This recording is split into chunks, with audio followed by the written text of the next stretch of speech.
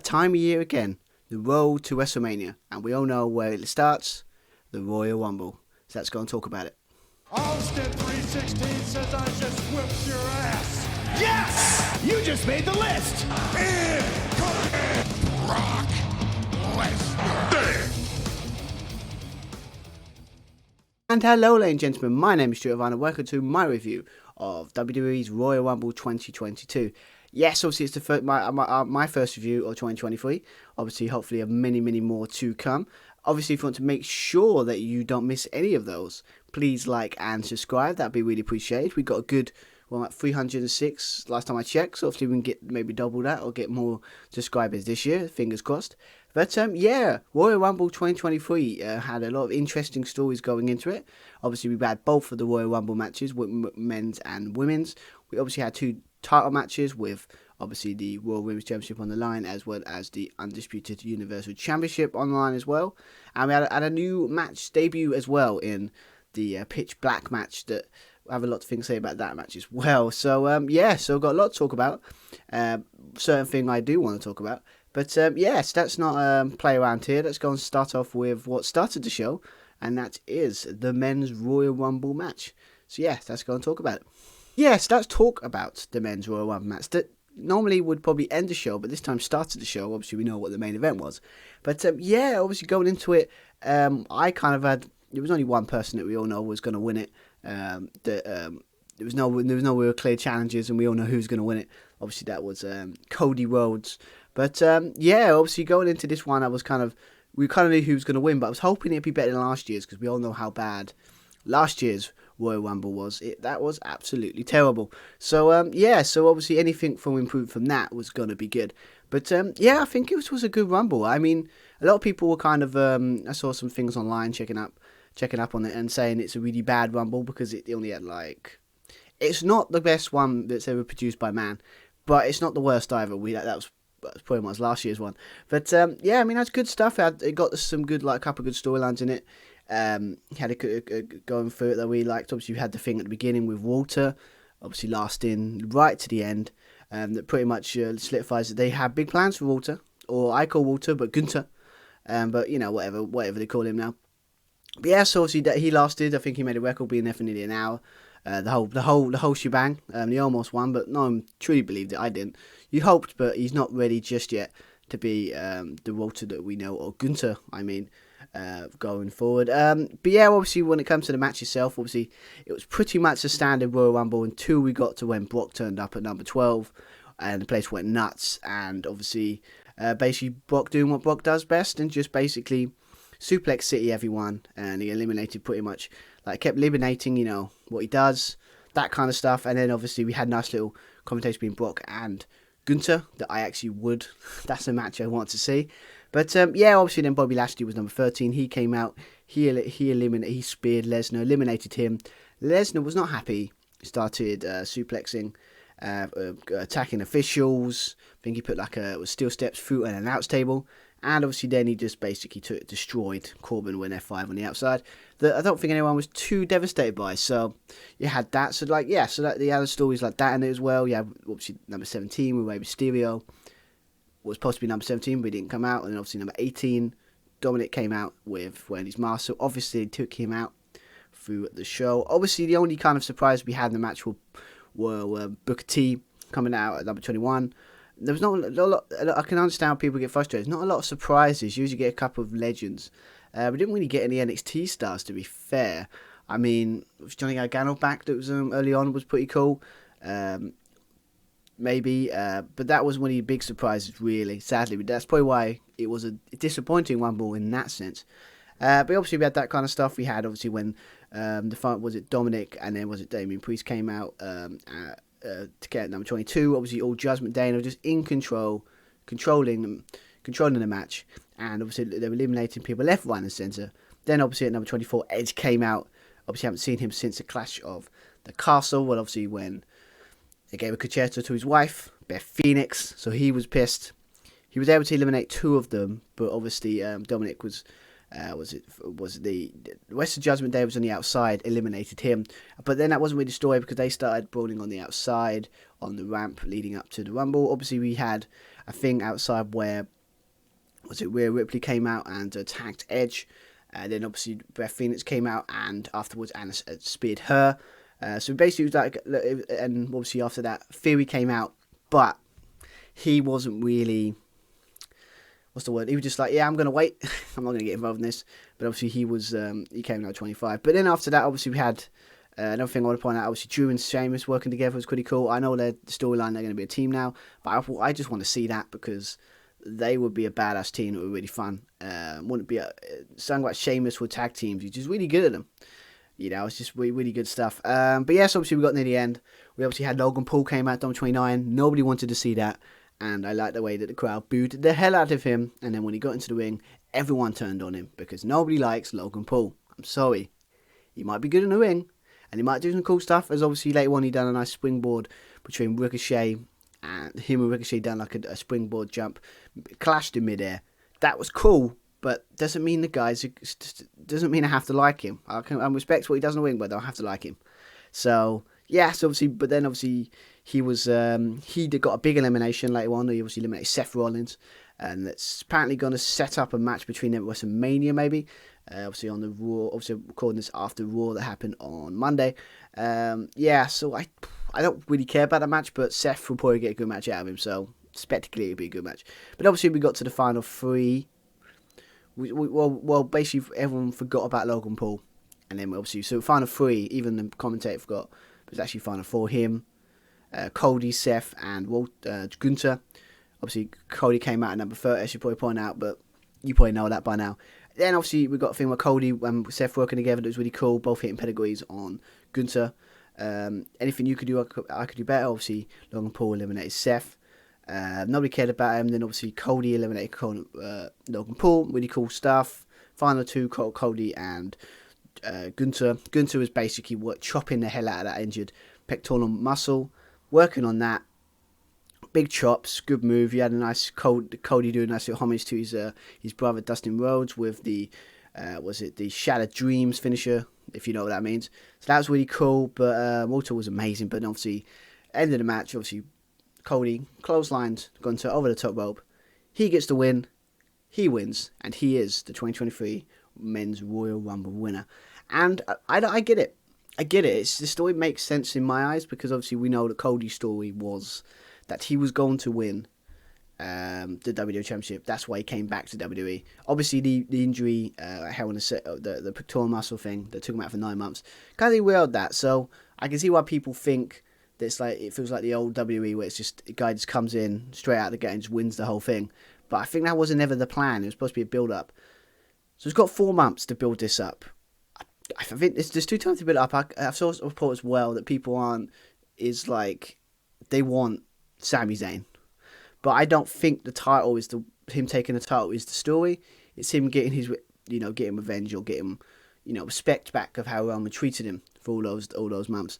So that's more the story. He doesn't need to win the title. I mean, I think it'd be really cool if he was going to win the title. It takes like a year for him to rebuild popularity and just keep building up, and then he can win next year's maybe. I'd be against that. I mean, it depends on what the plan is for him at Mania. Rumor's gone around. It's going to face Roman Reigns at Elimination Chamber. Again, that's going to be a cool match. It's going to have a lot of heat in it. I think it's in Montreal. So it's going to be huge support for Sami Zayn. But that's not the thing. But Cody, I'm not against it. I see why people will be annoyed, but I'm happy. It's a predictable choice. I admit it could have been a better Rumble, but it was a good Rumble. It wasn't a great Rumble. It was a good Rumble. So I liked it. It was a good start. I don't think it had as much heat as maybe it should have had, because it wasn't really anyone that surprises, so you didn't get the man. Maybe Edge, but Edge always gets a big pop because we love Edge.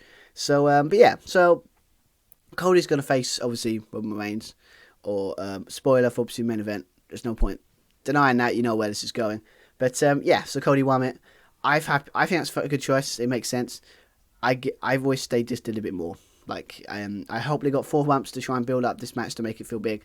I think they could do it, but obviously it's going to be in between the one with Sami Zayn. So hopefully we don't get a Batista, Randy Orton, and Danny Bryan situation like we got WrestleMania 5. Don't think it's the same situation, but let's hope not. They're a different situation. But anyway, so Cody wins. Pretty happy with it. I think that's a good choice. And yeah, it's good stuff there. obviously after that we'll talk about the this new match. This match that was kind of designed for a sponsorship deal, because obviously it's called Mountain Dew. Was it Pitch Black match? That I had not that nobody really knew what it was. So not to expect. So yeah, interesting match. It was good or bad, depends on your point of view. But yeah, let's talk about the Pitch Black match between Bray Wyatt and LA Knight. Let's go. So yes, let's talk about the first singles match of the night. Obviously, it was the match between Bray Wyatt and versus LA Knight in the Mountain Dew Pitch Black match.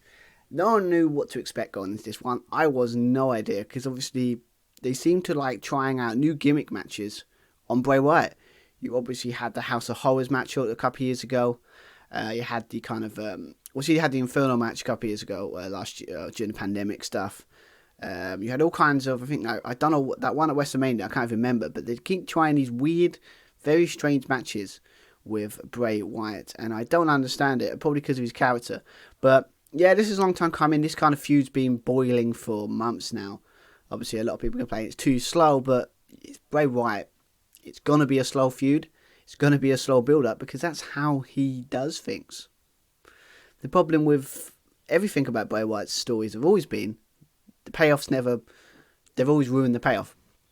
So hopefully this is the exception to the rule.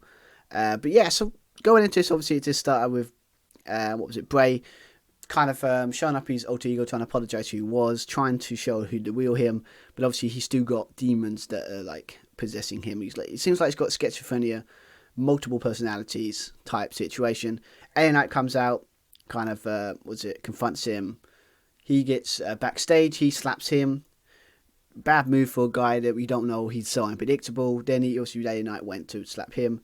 Whole situation with LA Knight getting attacked backstage. Uncle Howdy. Everyone think it was Bray. We found out it wasn't Bray. It was somebody else. Kind of, we know. I have a guess who it is. I think a lot of people, if you keep an eye on these things, know who it is. And then after that, it's back and forth. Obviously, he had some, mind games, that kind of stuff. Obviously, with Bray Wyatt going back to the as being the Eater of Worlds, and obviously being the Firefly Funhouse Bray, and kind of proved that he is this unhinged, we don't know one to get. So so that was build up. It wasn't exactly like a big match or anything like that, but yeah, I was intrigued to see, because obviously I haven't seen him in a match yet. I mean, it might be his first match back. It's like a couple of months, his first proper match, pay-per-view match anyway. So it was intrigued to see. So so the choice they went for is what, and as someone said, Naomi would be happy, is it went very neon light, kind of like, that kind of stuff. I can see why they did it, because it was more, because obviously when Bray Wyatt came out, it was like core entrance, and they obviously had the rings covered in this stuff so you can see what's going on. Visually, it was better to watch than maybe like some of those matches where it was all red, dark lighting. Can't really see what's going on there. But yes, visually it looked great. Obviously Bray with the whole thing where he put his makeup was behind, but like, visible ink type situation where you don't see it, but when the lights go out, boom. It's a great metaphor for like the monster inside him. That I like that. So that would look pretty awesome. But the match itself wasn't anything special. It was short, very short. I mean, you had obviously the big spot where they now put Bray Wyatt through the announce table. Can't remember what the move was, but I think it was like he split, kind of springboard onto the barricade and just hit him with some sort of suplex or something like that. It looked cool. You had that cool spot. You had the thing with getting a toolbox. You had Ellen getting a kendo stick, using that, not working, and then Bray Wyatt just hit Sister Abigail 1, 2, 3, got the win. Obviously after that, but again, it's like, I don't know if it's a trope with Triple H, or just the way they book. If the match isn't great, there's always something to cling on to afterwards that makes you go, oh, okay, I'm liking this. He kind of done it, I think, SummerSlam last year, or like I remember, it's like some of the matches weren't like standout, but the story, there was always something chipping into the story overall. And I think this is what this match is. It's not anything visually great. It's not the best match in the world. You can probably say it's pretty bad. I can agree with that in a way. But yes, obviously, but said afterwards, you had obviously Bray Wyatt go after LA Knight, had a candlestick, kept hitting him when this candlestick wasn't working. And obviously, they got to a stage, a planned stage on the backstage, or into the crowd type situation. You know where this goes. Where the technical area. And obviously then Bray was able to get the Mandible Claw, or his version of the Mandible Claw, onto LA Knight. He goes out, And all of a sudden you look up and it's Uncle Howdy onto the top of this stage, jumps off, does like a Swan Tom type situation, kind of misses him, but you don't totally see it. Obviously hits him, so he takes him out, then there's flames and there's weird music, and then obviously a great visual of obviously Bray Wyatt looking down on a destroyed LA Knight, and obviously the rest of the family, of the Firefly Funhouse family with the bunny, the pig, all that kind of stuff from the Firefly Funhouse, looking on in glee with what's happened.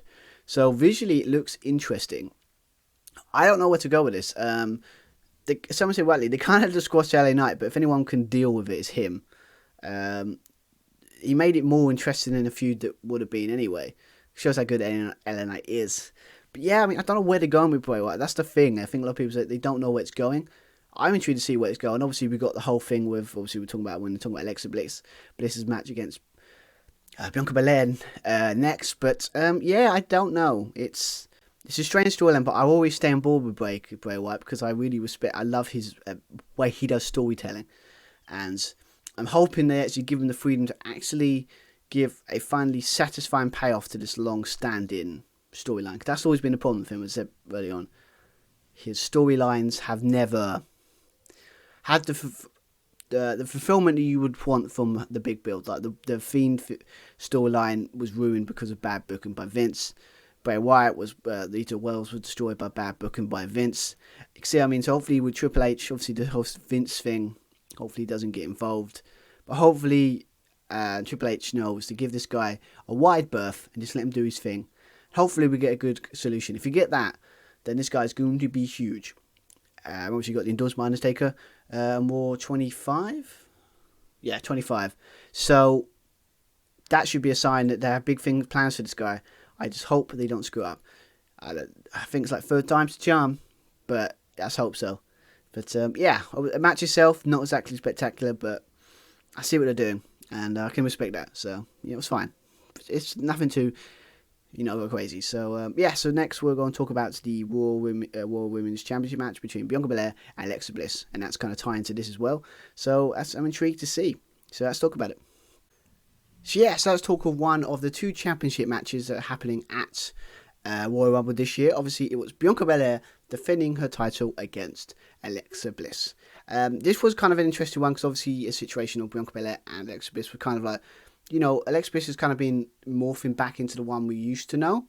But obviously the last couple of weeks has been a situation of Uncle Howdy appearing, and obviously this is kind of still, I think I like the story of this, that Alexa Bliss still has this kind of possessive hold. They still have a hold over her, and it kind of brought out the dark side again. Not over the top dark side like they did, but that dark side. Obviously there was a nice thing where it looks like they were friends, and then obviously Alexa Bliss hit the sister Abigail on Bianca Belair, and yeah, it's like she gives it. It seems to be this Uncle Howdy character gives her strength, because there was a thing where Bianca Belair was going to, like, on the outside they were fighting. I think Bianca Belair was holding up a high, might be wrong. And then obviously the Uncle Howdy character came out. I think the visual of that was great, by the way. And then obviously it gave her the strength to come back and hit and get the other hand. But yeah, this is a strange feud, if you know what I mean. It's a very, I don't know what to really describe this match. It's another one of these. It was very short. But yeah, I think it's more of a stopgap. I'm intrigued to see what it's more. The sad truth is, I'm more interested in what's going on Alexa Bliss's story than what's going on Bianca Belair, because I don't actually know what's going on with Bianca Belair. So obviously, I mean, obviously I don't watch it as much. So, but it's just from what the storyline doesn't seem to have anything really concrete going on. She's kind of more just she's the champ and she's really doing really well. And she always kills it in matches because obviously she's very good in the ring. But she needs a story to really grab. So hopefully going into WrestleMania they have something really good for her to chew on, as they say. But yeah, when it comes to the match, again, very short. I mean, not a lot we talk about the match itself, really. Obviously, Alexa Bliss was in control earlier. Obviously, Alexa Bliss using her hair, Bianca Belair, it's the usual tactic they use. Got back into it. It was a back and forth match. Obviously, we had a nice little thing when she does that springboard, like kind of like flip, kind of standing moonsault that looked cool. I think Alexa Bliss kind of counted it early on. But yeah, it's pretty standard kind of match. And yeah, straightforward title defense. Obviously, Bianca hits the KOD, the Kiss of Death for the pin for the win. But again, yeah, just stand. I don't know what more to say about this match. I don't really want to play down it, but it's just nothing really like the match is just like it feels like a standard title defense. Like it didn't. It felt like they kind of forgot they have to build this up, but they didn't really put any elements in there to just try and make it a little bit more interesting. That I would have liked. It kind of sucks because obviously there was a lot of talk online, especially I think Nikki the Bella's talking about how they treated the women in 25. Close to the whole thing with there was a match between Bayley and Becky Lynch got cut because of need more time for the trial of Sami Zayn and the Bloodline. That sounds crappy because obviously, yeah, it sounds like old times. Like, the women need time. If you want them that match, when having it next week, they can't put next. They had that match. It's going to be next week on Raw, but it's not a cool look. And them doing short matches like this with no kind of build, and like the match just kind of ended, doesn't look great, really.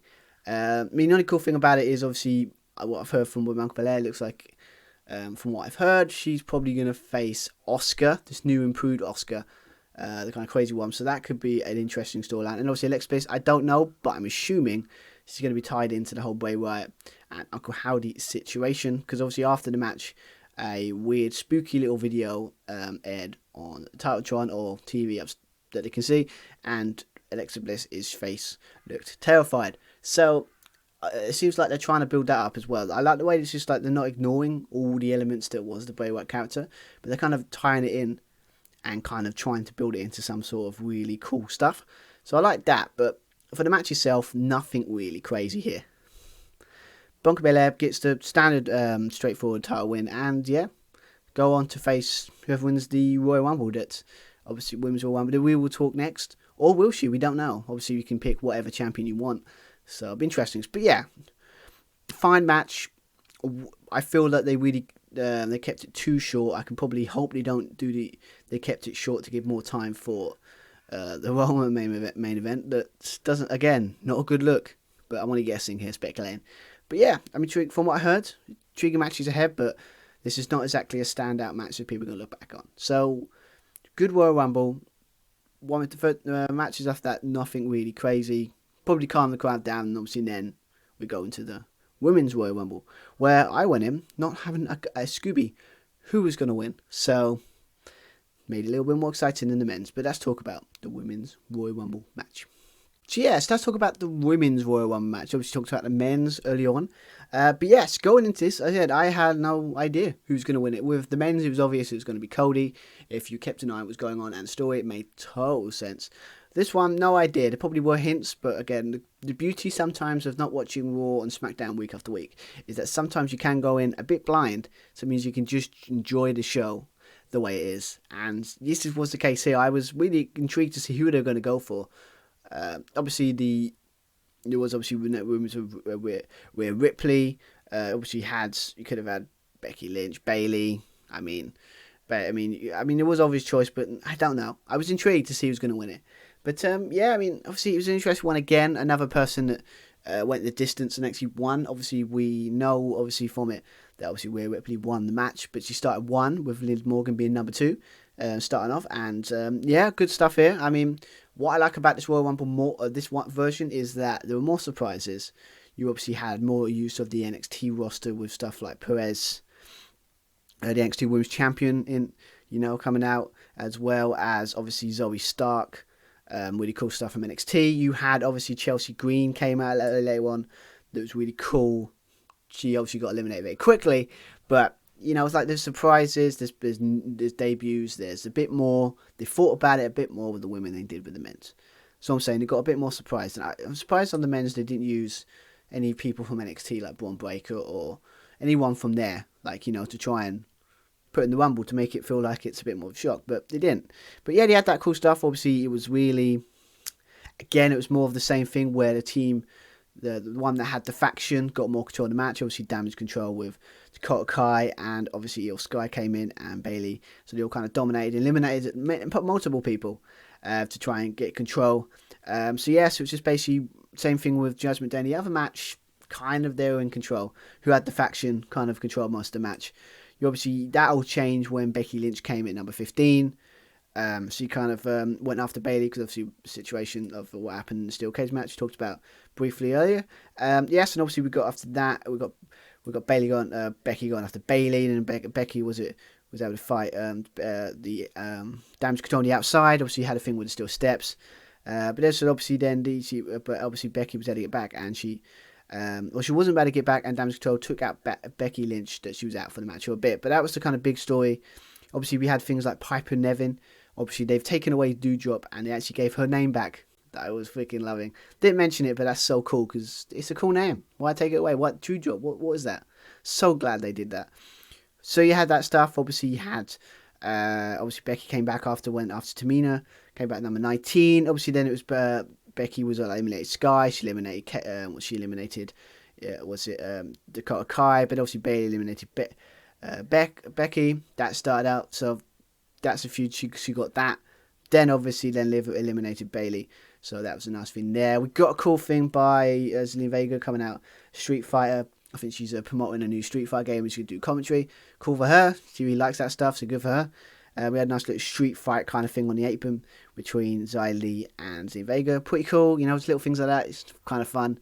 That was cool. Obviously, Michelle McCool was another surprise. Forgot to mention. She was in the crowd. Obviously, she came for the crowd and came to the match. So, I didn't see it coming, but she has been in most of them, so it's not a surprise in a sense. She came from the crowd, really cool. She hit an AJ Styles clash that I think was really cool. I mean, I totally forgot that actually AJ's out and injured, so I was wondering, why was he not there now? Yeah, that's why. I don't know if that's a message or some symbol of support for AJ, but that's a cool thing, so I like it. Obviously, Sonya Deville came out at number 27. We had Nikki Cross at 29. But the weird thing is, near the end, when we got to number 29, it's a weird thing where basically Nia Jax basically was number 30, but she just came out, music played. There was no countdown.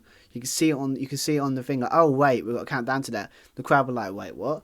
Yeah, it was weird. It was very strange. I think someone's going to get fired for that one.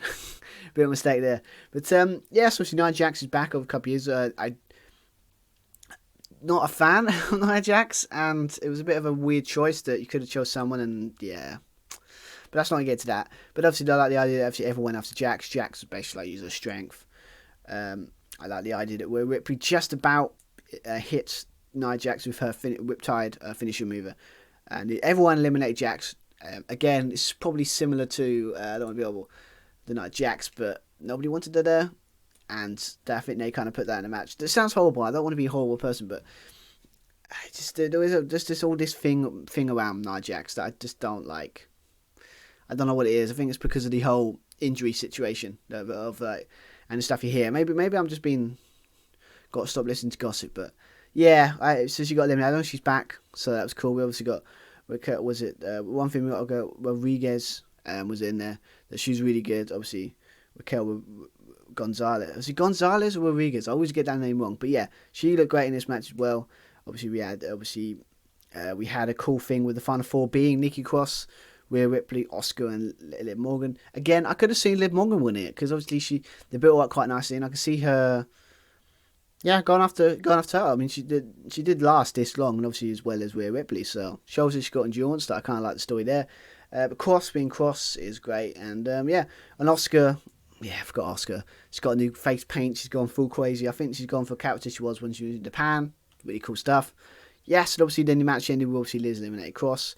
Asuka, what I think this is better than the men's is that the men's kind of just the finish felt anticlimactic. This actually felt like a cool, like classic Royal Rumble finish.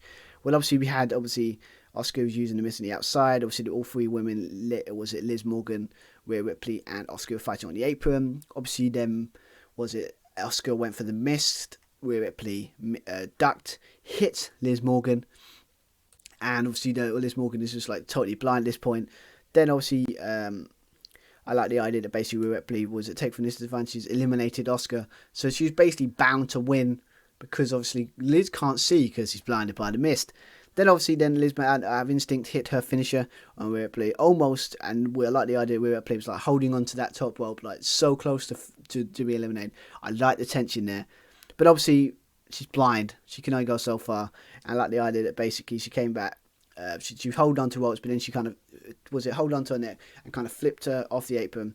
She got the win. Rhea Ripley is your 2023 Women's Royal Rumble winner. And when you think about how close she was 2 years ago, it makes sense now. I keep saying that, but yeah, Rhea Ripley winning it, it's like she's been so close before, and now with this attitude change and what's going on, it's finally coming up. It's all coming up. It's all coming up, Rhea Ripley, and yeah, obviously we obviously assumed on Raw she was going to go after Bianca Belair, but it makes sense because she's going after Charlotte. She's never beaten Charlotte. It all started her demise from when she the Korea WrestleMania, where she lost the NXT Women's Championship. So she's never been able to beat Charlotte. So it kind of sets up the idea that she's got some unfinished business. So it's a cool story there. Rhea Ripley makes sense because it really built her up over the last couple of months. She's been amazing. Coffee with Dominic, the whole thing was basically like the China of like this, but obviously better. And yeah, makes sense. I like it. I don't know why I didn't think of it before, to be fair. But yeah, good match. I think it's better because it still had the stories in it as you would in one, but the finish was better. I did have kind of a shock that Rhea Ripley won. I just think it's a better crafted Royal Rumble match. And yeah, I like it. So good stuff here. I mean, I'm intrigued to see where they're going to go. See, I can't wait to see this new with Judgment Day going after Charlotte. I mean, I've got a feeling that Rhea Ripley's going to be the face of this, even if they book her as a heel. But I don't know what reaction to Charlotte is these days, so maybe it might be different. We don't know, but it's going to be fun. So it's going to be interesting to see what they do there. But yeah, a good Rumble. I think definitely better than the men's. And yeah, like the finish. I look forward to see what they do. So good stuff here. But now let's go to the thing that everyone was really looking forward to, and that is the main event between Roman Reigns and Kevin Owens for the Undisputed Universal Championship, with Sami Zayn in the corner of Roman. What was Sami Zayn going to do? Cannot wait to find out. I cannot wait to talk about it, because obviously I know what's going to find out because I've watched it. So let's talk about it. Let's talk about the main event, because there's a lot of stuff to unpack. So let's go. So yes, let's talk about the main event. As I was saying, Roman Reigns versus Kevin Owens for the Undisputed WWE Universal Championship. But yes, obviously this one, it's obviously they had one match 2 years ago that was really good. But this one was about this match for the title. But it wasn't really, was it? It was really about Sami Zayn and kind of this whole thing like this happened recently where Roman doesn't trust him and Roman wants him to start proving his allegiance to the bloodline. And just shows the paranoia that is Roman Reigns, because the guy's done so much but he doesn't trust him. The court of trial of Sami Zayn was a thing of beauty. I like that. I like the whole thing with the Usos. The storyline's just been masterful. It's been so entertaining. So I was intrigued going in. And we all were to see what Sami was going to do. We were expecting Sami to turn, but we didn't know because obviously it's set up before. And would he make the right decision and turn on a Tribal Chief, or was he going to do something completely different? But anyways, we didn't know. So, and also I liked the little thing going into this match of KO came out, and obviously he had the idea that this guy wasn't a messed around. People really love KO, and also when Roman Reigns came out, it was just Sami Zayn and Paul Heyman. No Soho, no Usos, no one. It was supposed to be, Sami, you've got to show final test to prove your loyalty. And that's what I like. And he brought him out. And yeah, I mean, when you think the match of all the matches you've seen with Roman in the last 3 years, the couple with KO, the one I think 2 years ago was probably more action-packed and probably more enjoyable. This one was pretty standard Roman Reigns match in a sense of what was going on. But the story was really about what Sami was going to do. So the match didn't have to be, it was more story driven than it normally would be. It didn't have to go crazy on the action. It was more about keep looking at Sami. What's Sami doing? That's what I would say anyway. We did have a thing early on that I obviously loved the chant with Sami Zayn. Obviously Roman would not like that. We had a cool thing early on where KO was hitting like a frog splash on the inside and the outside early on to obviously get a near fall on the Tribal Chief. We obviously got a couple of Superman punches for a near fall. We got a Samoan drop by KO as well. We got a nice. We got Sami. I think KO was trying to do some sort of moonsault, but he slipped, so we had to do it again. But mistakes happen, but you got to try. But I like the way they covered it up there. Obviously, got Roman hit a spear for a near fall. We got pretty much standard stuff. The ref was taking out. It seems to be the kind of the motive, and it always happens to the Tribal Chief. It's old school, Attitude Era Wrestling. The referee takes out. they go and get he goes, KO hits a pop-up powerbomb. He took out Roman Reigns. 1, 2, 3, 4, 5 was the count from the crowd. No ref. Yet again, KO's got screwed. Then obviously Roman Reigns hit a low blow that seems to be a trademark of him, as well as it was what Sami Zayn did to KO at so obviously it was War Games match. So he was out. Roman Reigns asking Sami Zayn to get a chair, but he took his time. Before we put it in, he hesitated, and I like Roman's face looking at him going, "What are you doing?" I like what I also love is that when KO hit the stunner on Roman Reigns, almost got a near fall. And Paul Heyman is just the master of facial expressions. Because what I love about it is when he did it, when obviously they almost lost, you got Paul Heyman looking at him in disgust, like the traitor that he is. That he's like, well, Paul Heyman knew. But what I always love is KO, like Paul Heyman's like, well, you do this stuff all the time if you know stories. So I think that's why it kind of works. But yes, obviously in the match we had Roman Reigns hitting a KO punch and a spear on KO. Couldn't beat him, couldn't put him down.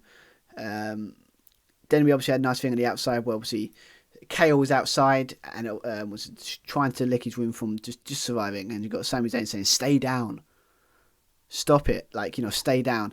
But obviously out of nowhere, Roman Reigns hit KO with a spear through the barricade. Then he kept slamming his head on the back of the steel steps. It looked really nasty. Really nasty. So he had that. Then obviously brought him up back into the ring, hit another spear. 1, 2, 3. And no surprise to anyone that you're still your Universal WWE Undisputed WWE Universe Champion in Roman Reigns. Yeah, so obviously no surprise with the win. No one expected it. But again, the Sami Zayn situation, it looks like he didn't make his choice, but they could have easily left it there.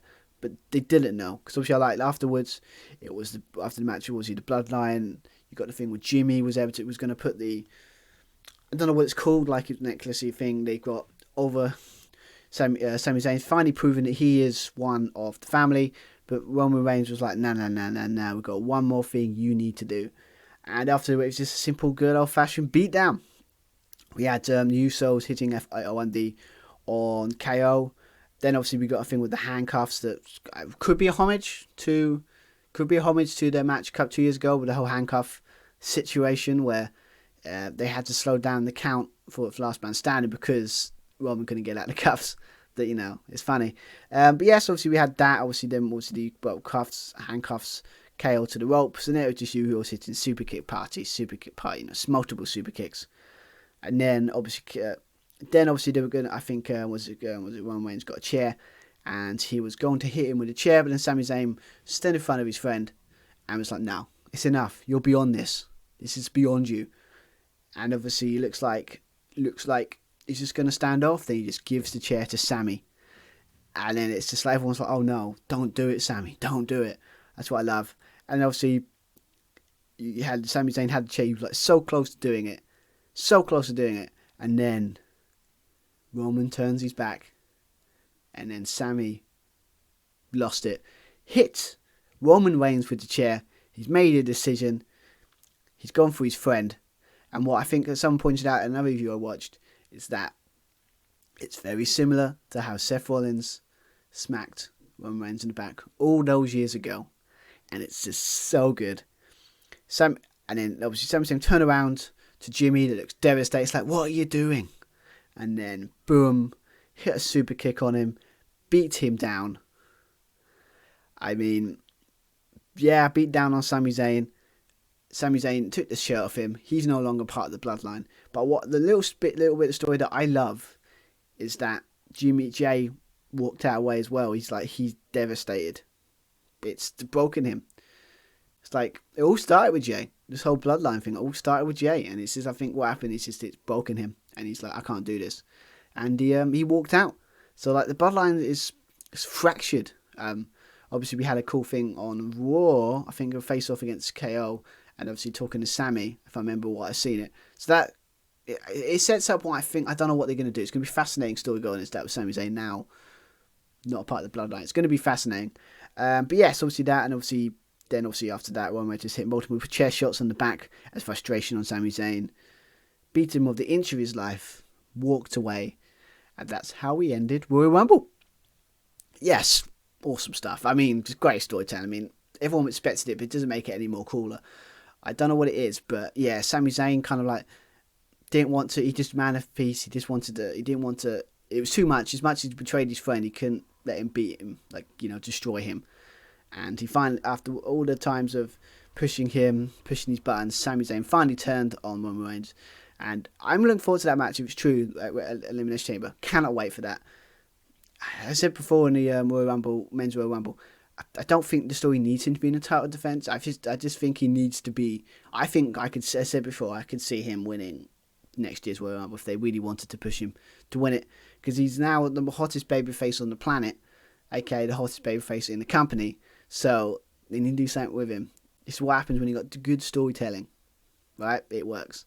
So I'm looking forward to see where they go with that. Obviously that probably sets up a match, maybe with him teaming with KO against the Usos for the tag titles, maybe at WrestleMania. Well, I'm definitely getting a Sami Zayn versus Roman Reigns match at the Elimination Chamber, surely. That's what rumors are. Anyway, so that's looking forward to seeing where that goes. But yes, that's WrestleMania. That's not WrestleMania. That's the Royal Rumble. Good. So, let's wrap this up. Let's wrap up and say what my final thoughts on the entire event. And if I think it's good, bad, or meh. Let's find out. So, yes, let's go. Let's talk about my final thoughts on the Royal Rumble. So, this is my Royal Rumble 2023 review. Yeah, good. It was a good show. Not great. The Men's Royal Rumble was good, but not anything special. The Bianca Belair versus Alexa Bliss and the Pitch Black match wasn't exactly spectacular, but it was fine. The Women's Royal Rumble was very entertaining, and I enjoyed it immensely. And the main event, the match was pretty standard and pretty good, but the stuff afterwards with Sami Zayn was amazing, and I cannot wait to see where that goes, where they're going to go, because the story's been so good. But yeah, so overall, it's a good Royal Rumble. Is it one of the best ever? No, not even by a long shot. Anything's better than last year's Royal Rumble matches and anything happened there. But this will be remembered for the Sami Zayn turn, or like face turn or whatever. That's going to be the thing that's remembered. Anything else, not really. I mean, maybe the Cody winning it or Ripley winning it, but nothing else really stood out except for the main event. That's fine, because you're going to get shows like that. So I was going to give it a rating. I'll probably get a 7 out of 10. Just because it's like the main event was, like, the whole thing was really good. It really bumped the show up for me. So I think it's a good show. I enjoyed it. But I'm intrigued to see what they do next with it. But so that's my verdict. That's my thoughts. As for this, for more reviews, hopefully we'll be back. Obviously, I think we'll definitely back for Elimination Chamber. I will be. Again, we're still on the thing with Josh. Well, again, it's just going to be, as I keep saying, it's going to be one of these things with one review. He's just going to pop up. He's just going to be there, and you go, oh, Josh is there. That's what it's going to be like. I said, he's a very busy man, so I don't want to sit there and keep promising. It's the way it is. And at some point will happen. Maybe this year. Hopefully it happens. But until then, you've probably just got to put up with my lovely face reviewing pro wrestling shows. So obviously, I think the next one, maybe AEW's Revolution, if I remember correctly. That should be next month. But definitely Elimination Chamber. Definitely going to do the AEW one, because I don't know much. I don't know what's going on much in AEW. But it's a new year, new start. So hopefully that's a new kind of lease on life. So we're back for that. So if you want to make sure you don't miss any more of my pay-per-view reviews, please like and subscribe. We would really appreciate it. Maybe put a comment what you think of this review and the Royal Rumble show in general. So it was good show. I enjoyed it. I actually really enjoyed it. Royal Rumble was probably one of my favourites, because the Royal Rumble match is always going to give something that you're going to enjoy. So yeah. So this is don't more to say. Obviously, hope you like this, and I'll be back. Hopefully for WWE review, definitely for Elimination Chamber. That seems to be shaping up to be a very interesting show. But for another wrestling one, if AEW show is beforehand, I'll be back for that. Or might surprise you, might do another review on something else. I'm still on the fence if I'm going to do that this year, but I want to maybe push more content for this podcast as well. So, hope you've enjoyed. I've been Stuart Irvine. Have an awesome rest of the week, and I'll see you next time. So bye everyone. Bye.